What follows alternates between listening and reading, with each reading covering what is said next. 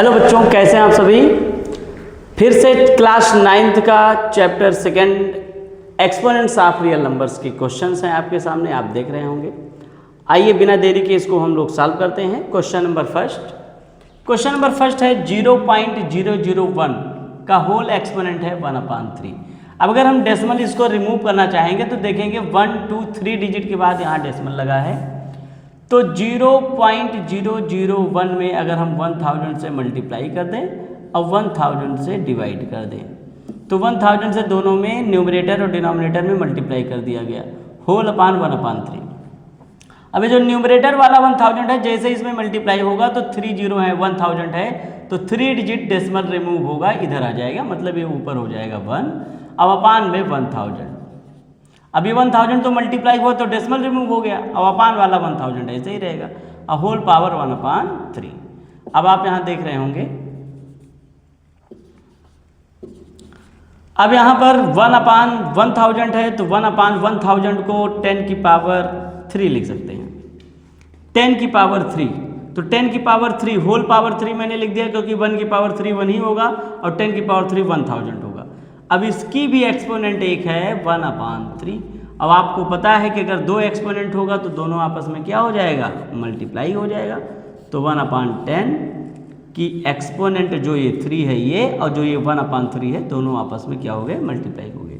तो ये 3 क्या हो जाएगा, कैंसिल हो जाएगा। और इस तरह से 1/10 की पावर 1 बचेगी, और 1 का मतलब 1/10 ही रहेगा, यही आपका आंसर हो जाएगा। ठीक है ना। आई होप आपको समझ में आया होगा। क्वेश्चन नंबर सेकंड की तरफ हम लोग चलेंगे। क्वेश्चन नंबर सेकंड में है if p equal to a की power x, q equal to a का एक्सपोनेंट y एंड p की पावर y एंड q की पावर x होल पावर होगा आपका z equal to a square, then find the value of x y z। अब आप यहाँ देखेंगे दोनों चीज जो गिवन है इसमें पुट करेंगे। यहाँ क्या है, p की एक्सपोनेंट y इंटू क्यू का exponent x whole exponent z is equal to a square. ये a की पावर 2 है, a की पावर क्या है, ये 2 है।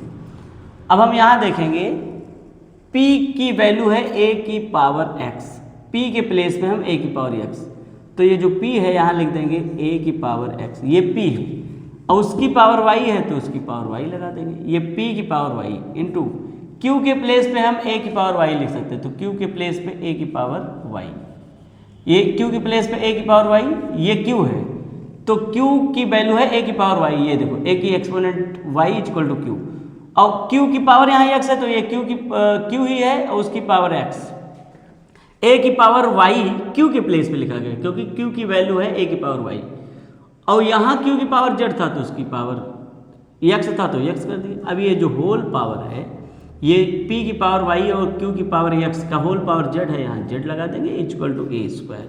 यही आपको समझना था। ये जो दोनों वैल्यू यहाँ पुट की गई हैं, p के प्लेस पे a की पावर x और q के प्लेस पे a की पावर y जो लिखा गया है, ये आपको गिवन है। ये कहाँ है, क्वेश्चन में आपको गिवन है, क्वेश्चन में आपको गिवन है। अब आपको पता है अगर दो एक्सपोनेंट है, दोनों एक्सपोनेंट आपस में क्या हो जाते हैं, मल्टीप्लाई हो जाते हैं। तो a की power x into y x y हो गया, इंटू यहाँ भी a की power y into x y x हो गया, और होल पावर में z, ये z equal to a square.